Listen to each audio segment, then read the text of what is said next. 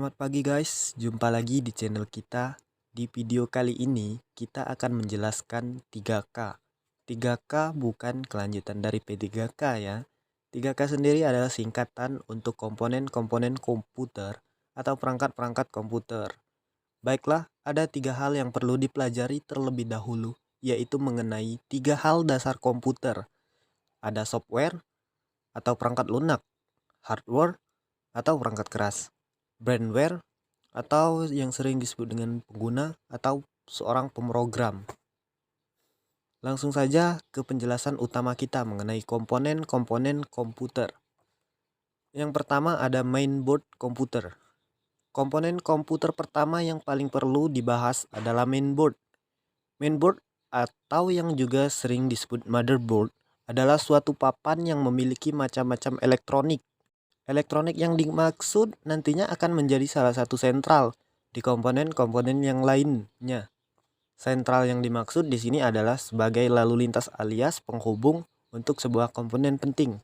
Misalnya di sini seperti RAM, VGA, USB, dan lain-lain. Fungsi dari motherboard ini sendiri sudah seperti yang singgung sebelumnya, salah satunya yakni sebagai jembatan penghubung antara perangkat satu ke dalam bagian komputer. Ada beberapa contoh dari motherboard yaitu eATX, ATX atau micro ATX, dan juga ada mini ATX.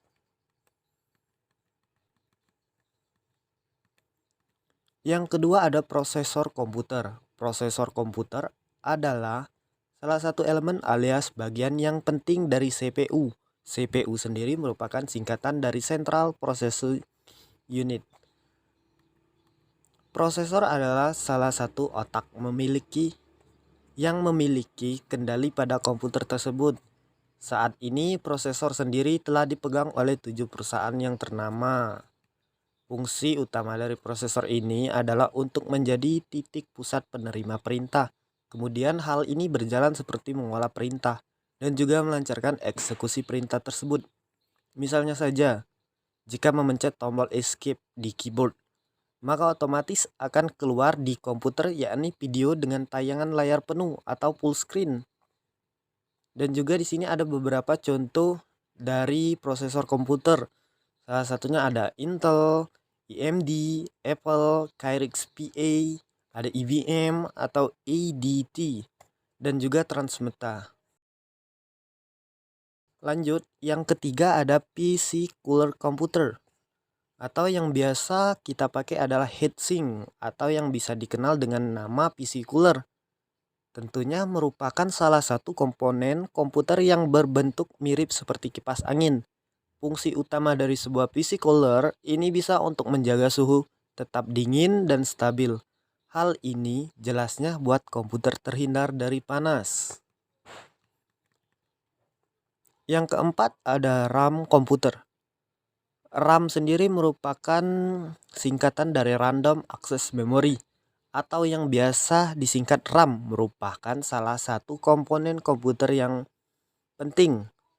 Berikut fungsinya dari RAM sendiri adalah sebagai salah satu penyimpanan sementara, tentunya di saat komputer mulai dinyalakan. Yang kelima ada hard disk komputer. Hard disk komputer ini merupakan komponen komputer yang selanjutnya. Ini pasti sudah tidak asing lagi, terutama bagi kita yang sering mengeluh jika memori di komputer selalu penuh. Hard disk ini adalah sebuah komponen yang memiliki bentuk agak kotak dan juga lebih tebal. Hard disk sendiri memiliki isi di dalamnya seperti semacam cakram yang memiliki bentuk lingkaran. Fungsi dari hard disk tentunya saja sebagai satu tempat atau media penyimpanan file yang dimaksud secara permanen. Yang keenam ada kartu VGA komputer. VGA merupakan singkatan dari Virtual Graphic Array. Merupakan komponen yang sangat penting, salah satunya untuk berbagai bagian grafis yang ada di komputer. Sedangkan untuk fungsinya, kartu VGA ini sendiri untuk mengolah grafis yang lebih halus dan juga jelas terlihat halus. Lanjut yang ketujuh ada kartu suara komputer. Kartu suara alias yang disebut sound card, memiliki bentuk yang mirip dengan motherboard dan juga kartu VGA.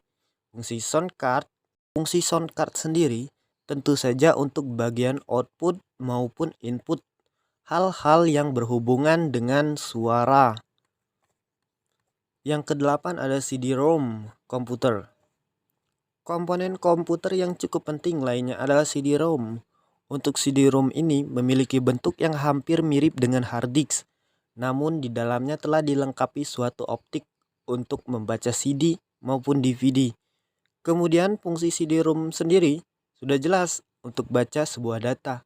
Data yang dimaksud itu data yang disimpan di dalam CD maupun DVD.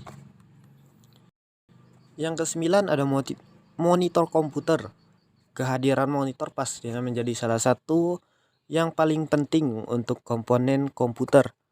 Tentunya jika tidak ada monitor, akan sangat kesulitan untuk mengolah data yang ada di dalamnya. Kemudian monitor sendiri merupakan suatu layar yang memiliki fungsi untuk output semua kegiatan yang dilakukan pada sebuah komputer. Yang ke-10 itu ada keyboard komputer. Komponen komputer yang selanjutnya adalah keyboard dan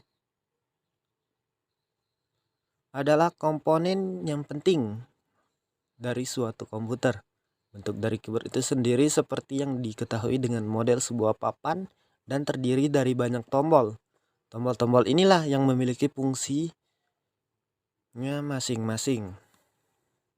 Tapi secara umum fungsi keyboard adalah untuk memasukkan berbagai inputan berbentuk teks yang nantinya akan dimunculkan pada bagian layar monitor.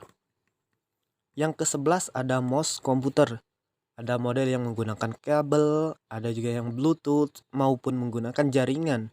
Fungsi dari mouse ini sendiri sebagai sebuah tangan dari komputer. Tugasnya yakni menggerakkan kursor dari mengklik suatu program ataupun data di dalam sebuah komputer. Yang ke-12 ada power supply komputer. Power supply atau yang biasa disebut dengan stabilizer. Jadi fungsi stabilizer yang satu ini adalah untuk membuat cadangan energi listrik.